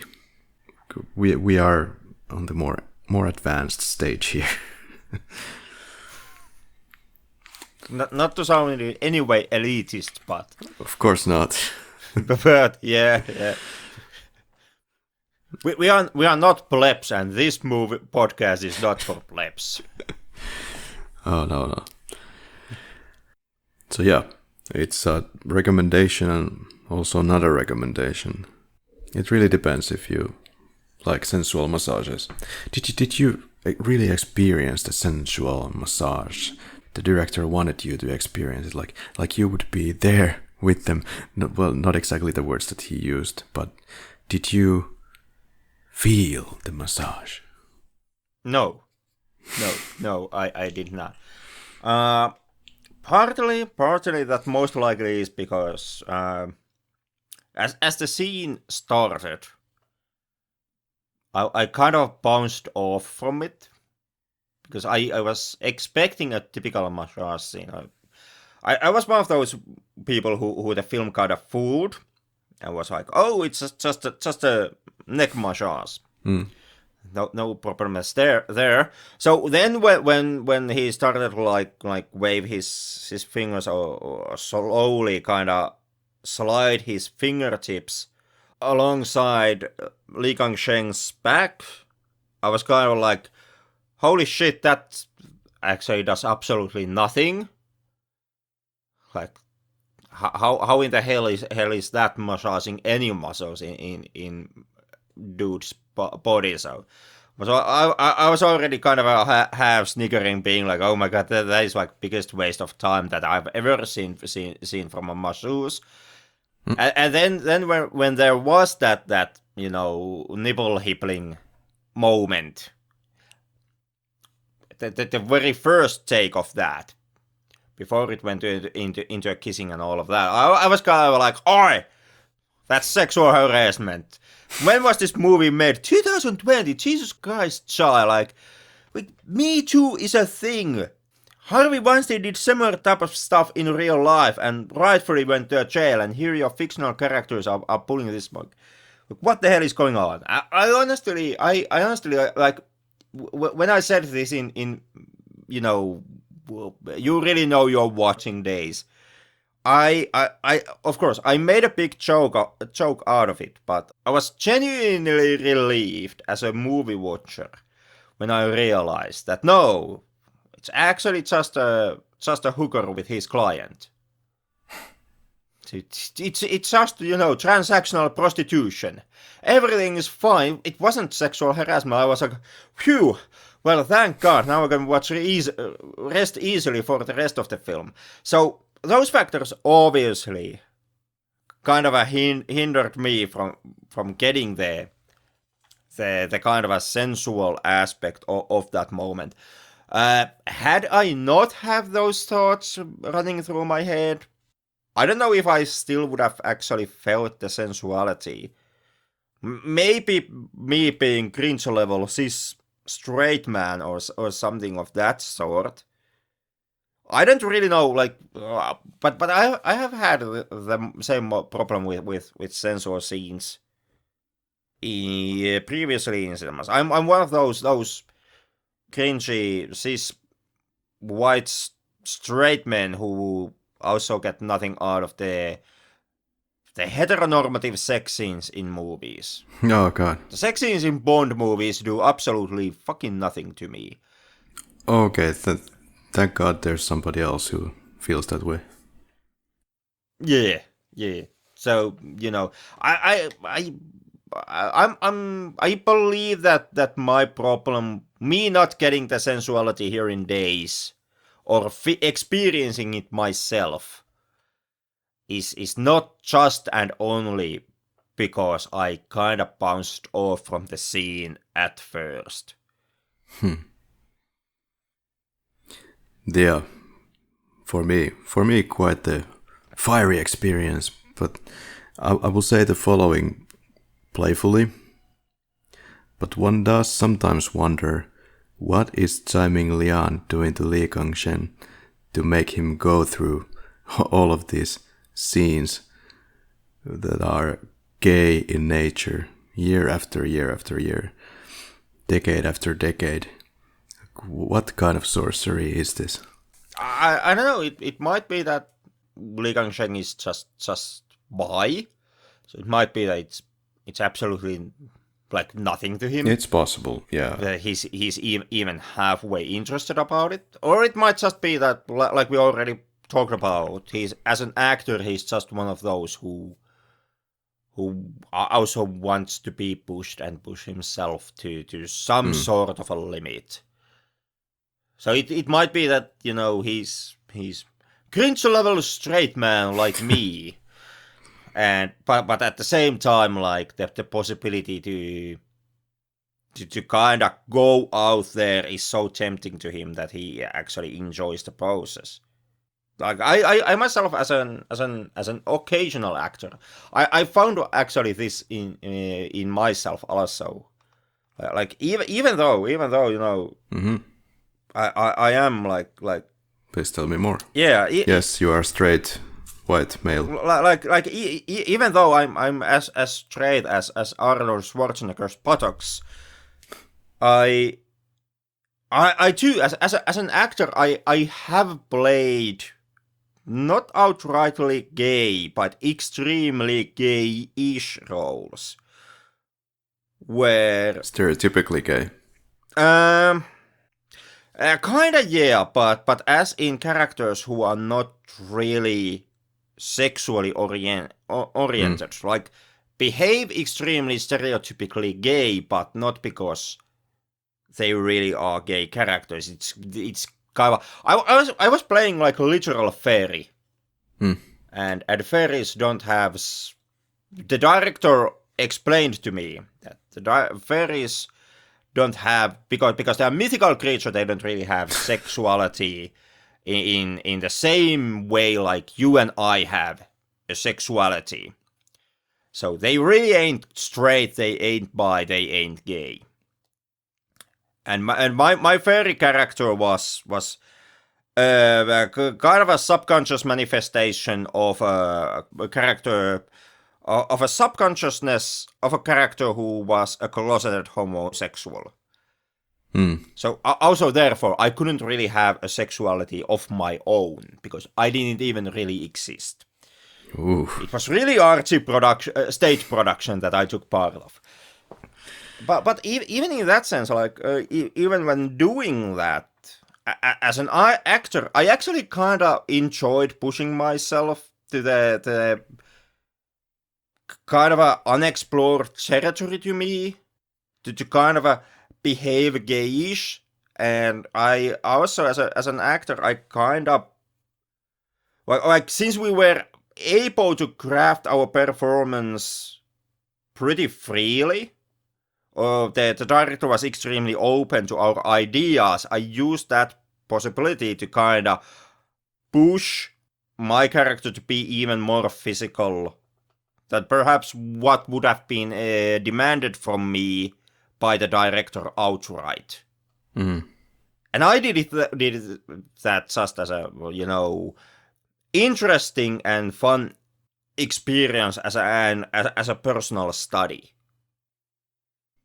Sometimes I feel a little jealous of that you have the opportunity to try these different roles. It's all about you are no stranger to role playing and, you having been taking part in all this LARPings and whatnot. So Jesus Christ, you were not supposed to actually like say that. Like that is the most shameful part of my private life. Okay. But in a way, yeah. I do think that the LARP experience also plays into it. Escapism also, and in a way of kind of familiarizing myself to play characters that have qualities that either are in no way part of me as an individual outside of that character, and also at sometimes playing characters that have traits that I myself found appalling or disgusting, or that I just can't accept. I have been playing characters who are well straight up Nazis, and I did play a character who was pedophilic. That's interesting that you might spend a lot of time with some kind of character and not finding at all like what is, perhaps finding what it is about, but unable to internalize it and just feeling disgust or not understanding deeply like why is this person the way he is. That might be a deal breaker for performance. Again, at times also that might be hard to say. I can't say at the heart of the performance, but sometimes that may even enhance the performance. That disconnect that you have with the character, and between the character and between yourself. But apart from pushing yourself, which is what I think you are pretty much describing there, as is evident, let's do something that Tsai would do. Let's do something that is documentary-esque, with real reactions from Henrik right at this moment. Something I haven't discussed with anyone beforehand, including you. So, nice ambush. But yeah, this was a very timely film for me. Tonight's film, it's not only a fitting film to cover as an episode 199, but it's sort of an artistic mirror of my own journey in the Flick Lab, of the experiences throughout the Flick Lab, its lifetime. Days as a movie, it's also reflecting that ambivalence that I feel towards structured creative production.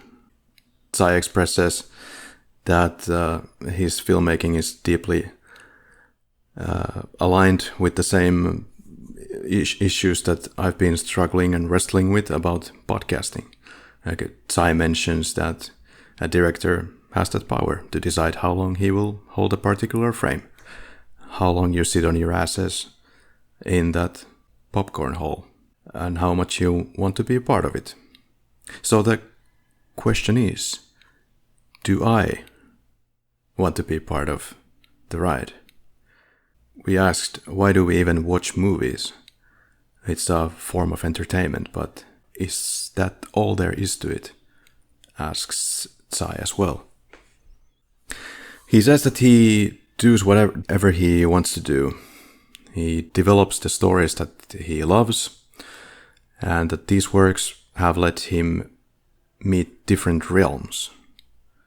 And like with Tsai in this podcast, they kind of have. They've taught me very much through the research that we've had to do, sometimes incredibly expensive and destructive.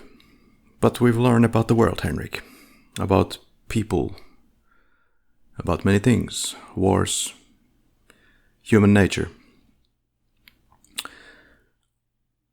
Tsai also said that after making films for so long, I thought I would never be writing scripts, but then now I am still making films. Yeah, we write tons of notes usually for every episode in the Flick Lab, sometimes more, sometimes less, but we don't always need to write. Maybe we don't need to write at all. And the Flick Lab time commitment is 2 to 8 hours roughly of movies per episode. The research usually might take 6 to 8 hours or more. The recording, as you might have noticed, might take like forever, 3 to 4 hours. Editing, publishing, graphics might take 8 hours. Let's say roughly 25 hours of total work. I've had a lot of different priorities in the last few years, apart from films and analyzing people's films. I've had a lot of interest in real events over fictional. I've tried to thought about like balancing that interest with the Flick Lab by reading books in preparation for the episodes. It hasn't always quite worked because that will just add to the amount of work that you have to do for the episode. But since the early years of the podcast, I've also kind of struggled with the idea that I'm not always fully able to appreciate film as something valuable. Yes, it may communicate ideas. More often than not, though, not always, but it's often about calculated entertainment and sometimes manipulation of historical events instead of teaching and education. There's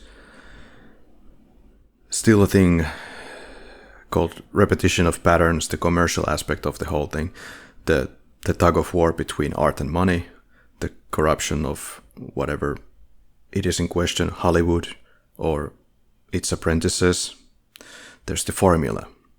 It's less relevant to me, but it's still a thing that exists. And I often constantly wonder why we're tackling important topics via art and fiction when we could just go head on and tackle the important topics then and cut out the middleman, so to speak. But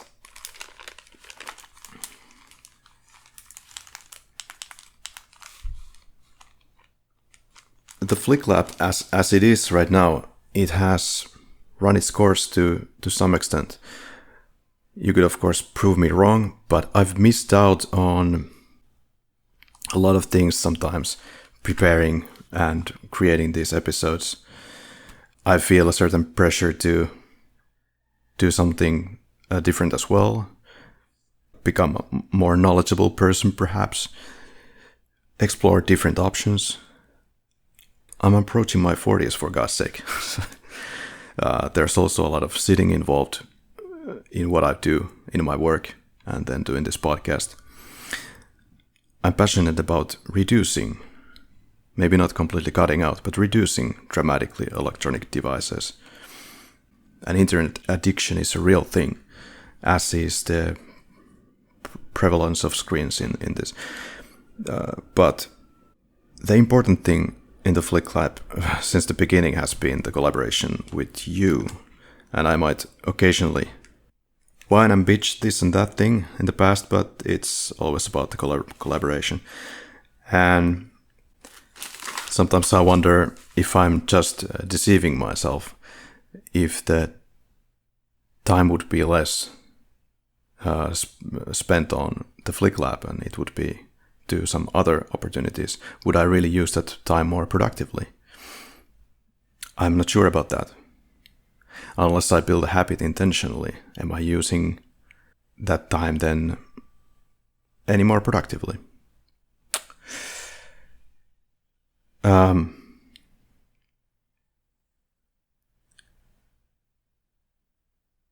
Of course, truth and fiction or similar approaches could work, that we just add more and more of the background work in a sense.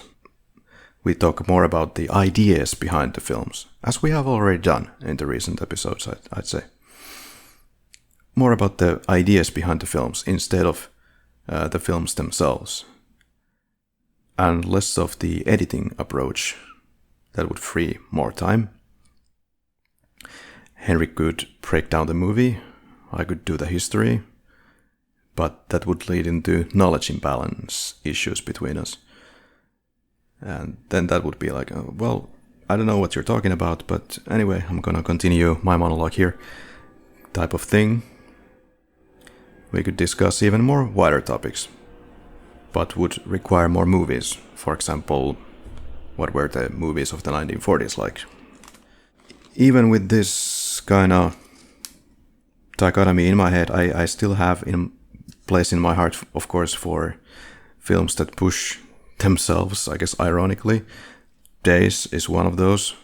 They try something different, experimental. Of course, there's no money to be made in the Flick Lab here. We're just doing this since the beginning. It started as a passion project. And the podcast has gone through many different iterations. We've always tried to evolve here to keep ourselves interested. Something that goes along with it is the knowledge, books, history, reality, the facts, understanding of the world. Those are the things that interest me here greatly. Realigning this pod sometimes is difficult, or sometimes not possible to what I want to do. If I listen to a podcast episode from this podcast from 4 years ago, it's a different experience than what we're doing right now. Maybe you hear more energy there. Maybe not. Maybe it's a different version of me, quite simply.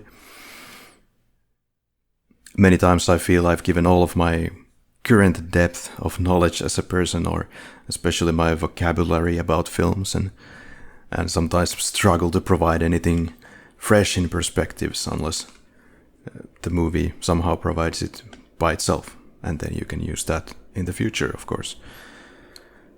But in this way that the show has run, it has run its course, but it was very, very early on when I started feeling like I'm doing something that feels unusual. I'm talking about, for hundreds of hours, about people's achievements, other people's achievements. I'm the end user, and sometimes I feel used. And I am the kind of customer here. I'm filling the pockets of sometimes rich people who make very calculated entertainment.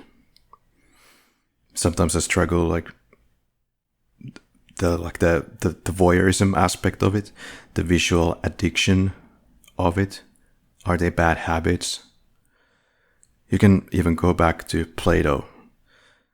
He summarized thousands of years ago, basically argued that fiction seduces the soul away from wisdom. I'm no longer watching reflections on the cave wall.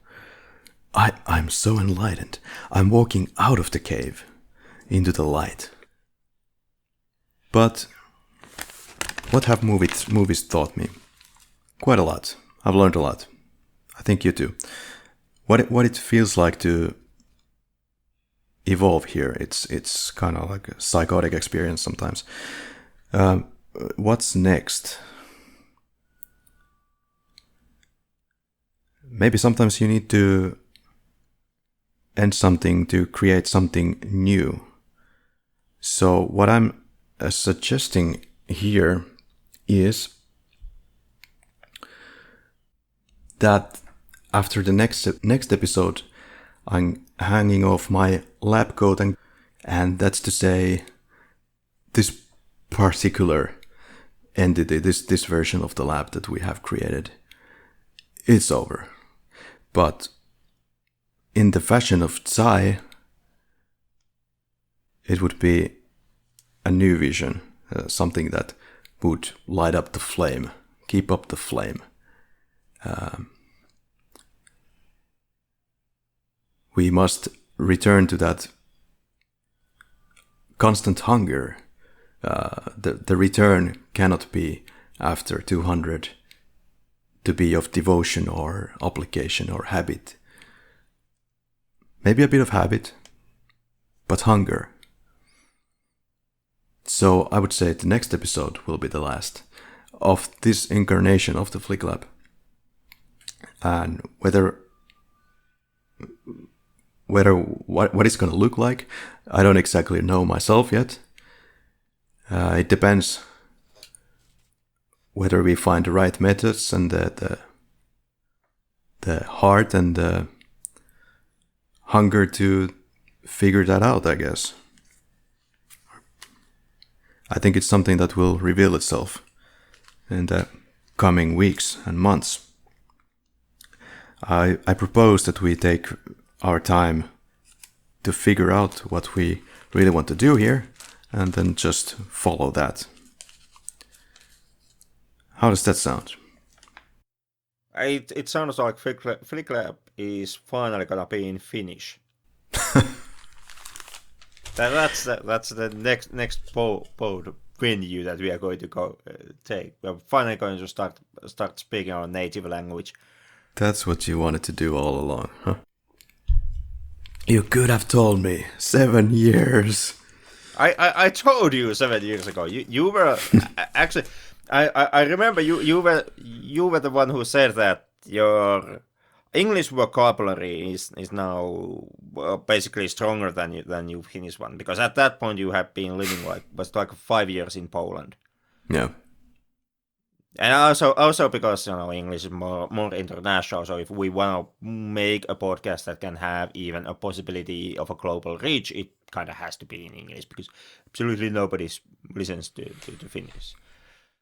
But I did tell you, man. I did say it to you all those years ago.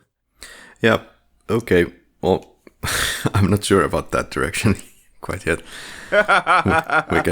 We can discuss this if you're getting serious about that. Quite the abandonment of audience. well, you can't say that wouldn't be like taking this boldly and bravely to new direction.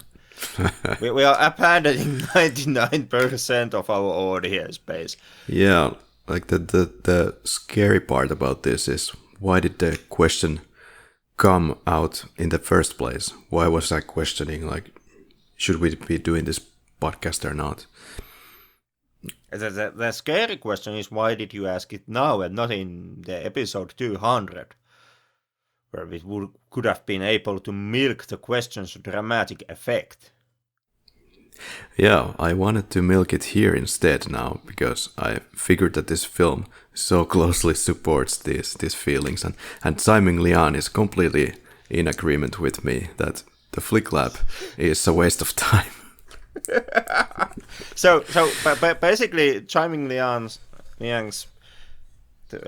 perhaps biggest credit of his career can be that he ended the Flick Lab. There. If there was ever actually a reason to be a fan of the guy's filmography, I would say that perhaps is the biggest reason.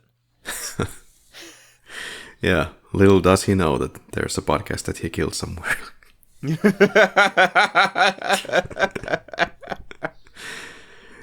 No, actually, looks like Tsai Ming-liang might have given, or might have helped to give this podcast some new life. It's definitely not like a single factor at all, but like a supporting factor, I think. Even today, I was not sure what I was going to say at the end of this episode, except that something needs to happen. And it's films like these from Tsai Ming-liang, for example, that tell you that, yeah, there's still movies that are interesting and worth talking about out there. Thank God. But the way how to even talk about those things and what the structure is gonna be, the way how to talk about those things, we were discussing privately before how there might be different levels of film analysis. The low or high, or depending on your perspective, analysis, the level 1, let's say, is to discuss films on like a basic level, that yes, I like the movie because it had a good music and stuff. And then the second level is more analytical. This is what the movie is telling on the meta level.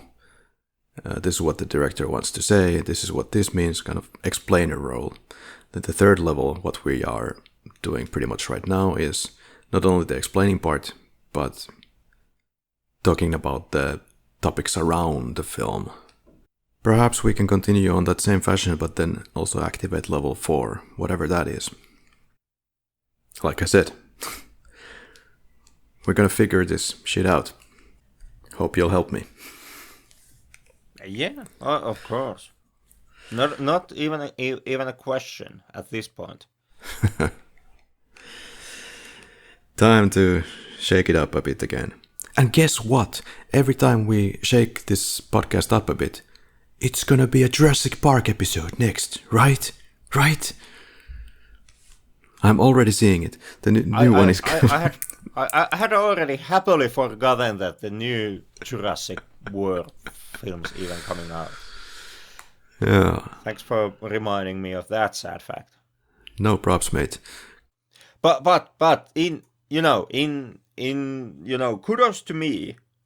Previous Jurassic Park episode, I made the prophecy that when the next Jurassic Park or World or whatever it is going to be will come out, is basically there being a closed space that holds dinosaurs that somehow has some type of super dinosaurs, and bunch of fucking idiots has to go take extraordinary amount of steps to get inside that closed space, that closed area that houses the dinosaurs, so that they can get eaten.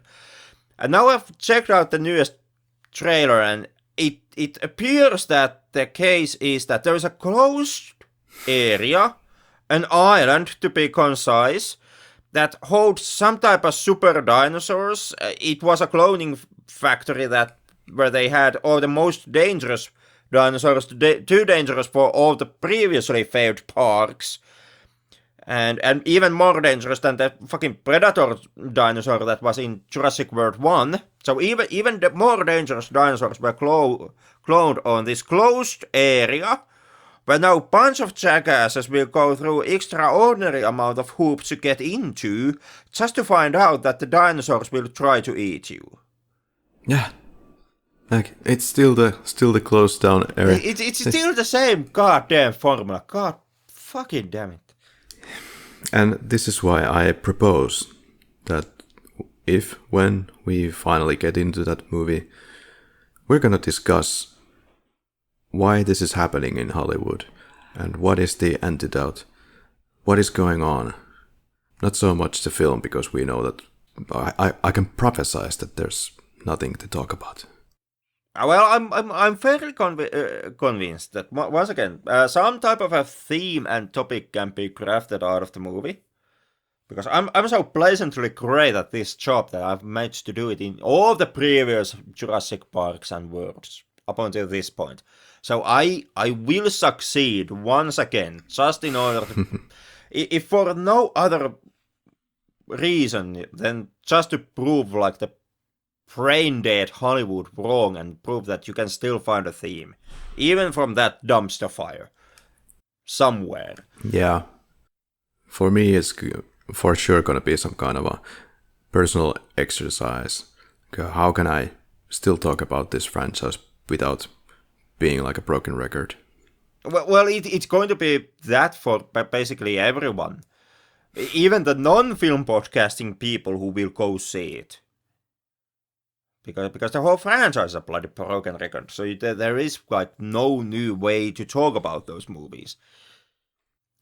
Yeah, but isn't that what audiences were asking? We're gonna talk about that in that episode, obviously, but the fact that it's gonna come out, I guess that's what audiences want. No, necessarily no. Okay, nice. But on the next episode, 200, it is really up to your power here. Are we gonna just ignore the self-masturbation? Or are we gonna do like a combination of a movie plus self-masturbation? Or just a movie? I'm up for anything. Well, I must definitely, seeing how we are hitting 200, and that is a milestone in this business. I would say that self-masturbation should not be discarded completely. So I'm either like 50-50 or full masturbation. Okay. Well, now that I think about it, since, like, even if this podcast would crash and burn, at least we ended on a bang. We have a lot of bangs here. We could have the masturbation part in the next one. Yeah, the podcast can't be still completely crash and burn because you've already made the promise. Unless you edit it out, that we will talk about the new Jurassic Slope. No promises. I see a rising politician in you. This is what we are going to do in the future. And when I say that, I mean maybe. Perhaps. It's something that I may or may not do in the following 2 weeks. I'll give it 2 weeks. Just like a certain leader. Okay. Okay, this was interesting. I think we really tried to give our best to figure out what this movie is about.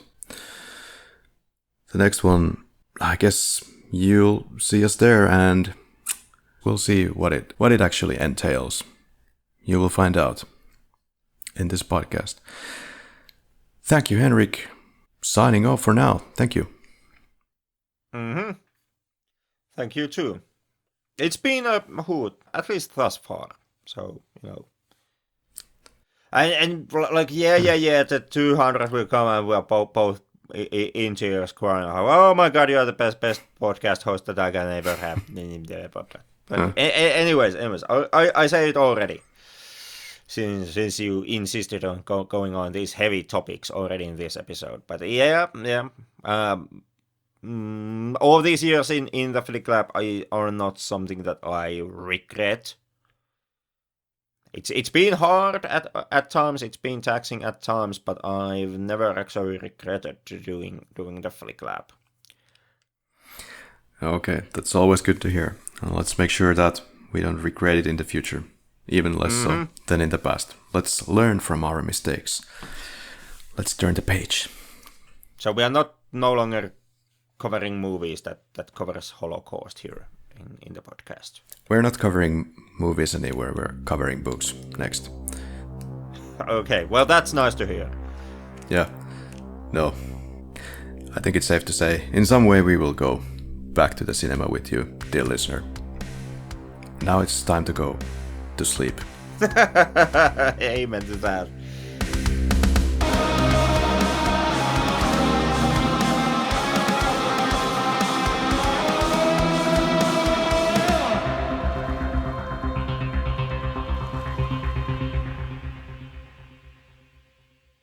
I would say that we are double-minded, but double-mindedness... Sammuta nauri. Minkä takia toi näyttää noin vitun kuolleelta toi? Olemme niin sanotusti jännän äärellä. Joo, ei mitään. Tää oli oma kämmi tämä. Poistaan kanasuikaleita saatana seuraavaksi.